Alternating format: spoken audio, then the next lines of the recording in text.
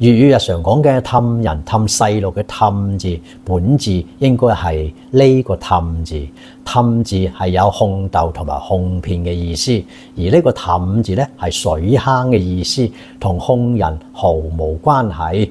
氹字係出自古漢語，佢有兩個讀音，一個係啖係食嘅意思，另一個咧廣韻注音為圖感切音氹，詞可以解釋為以利利人也。《史記高祖紀》裏頭就有一句：史力生六甲往說秦將氹以利。呢度嘅氹字啊，就係以利引誘他人嘅意思，同埋粵語日常講嘅氹人意思係完全一樣。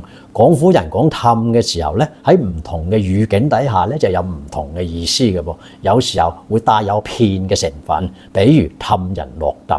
但係如果話氹翻個細佬啦，或者講係氹女仔開心，咁就冇騙嘅成分，只有烘豆嘅意思啦。